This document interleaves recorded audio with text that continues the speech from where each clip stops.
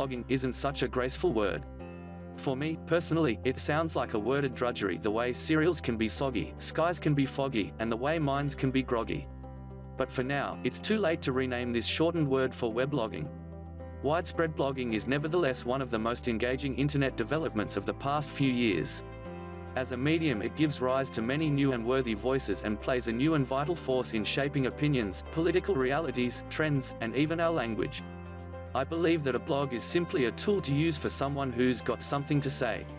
Let me be clear in saying that a blog is a poor choice for someone who needs a megaphone to scream out to cyberspace in order to elicit a meaningful response from internet users. If you want attention and want it now and expect blogging to bring it to you, then this will surely be a disappointment.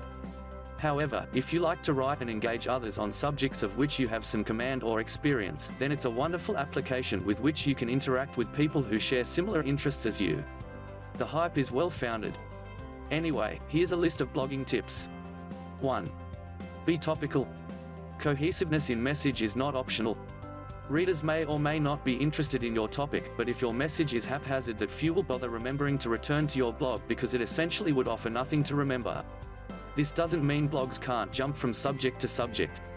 For instance, a blog with a humorous focus has all the leeway in the world for subject matter, but it would be foolish for such a blog to turn the humor on and off. In such an example, the aspect of humor would be content's glue, the strength of the blog. The beauty of staying on point and on topic is that eventually, due to the nature of the internet, you will find those interested solely in your topic. As opposed to online diaries. There are millions of them on the internet, few have any readers. Email me with examples if I'm wrong and I'll be able to show you why you're showing me a blog and not a diary. 2. Refresh your content. Create a schedule and stick to it. Realizing that blogging requires time and effort, don't create unrealistic expectations and be unable to deliver.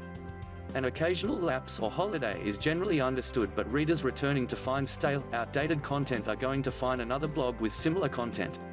New blogs and RSS feeds are popping up on a daily basis. If you have worked hard to develop an audience and a community, you don't want to lose them due to lack of communication. And remember, what's old is not new and, for blogs, thusly not interesting. 2006 isn't the time to rail against Enron or Vanilla Ice. Insight doesn't matter much to yesterday's news. 3. Clear language counts. Blessed is the blog with a clear line of logic. Write without inside jokes, click-why catchphrases or ambiguous logic. First-time readers need to be close to your message. They are more likely to return to blogs that strike them positively. If the first read is confusing, there will not be a second read. 4.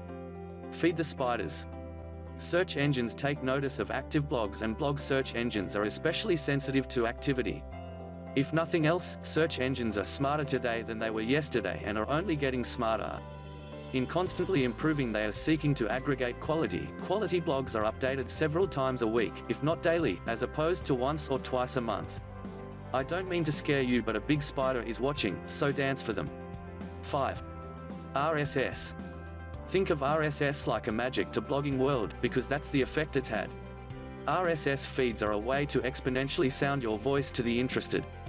These feeds are a great means to increase the distribution and readership of your original content. 6. Spellcheck. Hey man, use the Spellcheck. I do. If I didn't, you probably wouldn't have made it to number 6. It only takes a minute and can save you from looking like a hack. Your weblog audiences will be small at first. And, frankly, that's the way it should be. Who are you to think that half the internet will flock to you after 3 or 4 posts of your blog, anyway? If you tough it out while maintaining quality, readership will materialize. You will link to good, relevant blogs and, in turn, they will to you. While your voice may be unique, your niche likely isn't, and if your content is emitted smartly to the internet, those relevant readers will respond through readership and interaction. That I guarantee.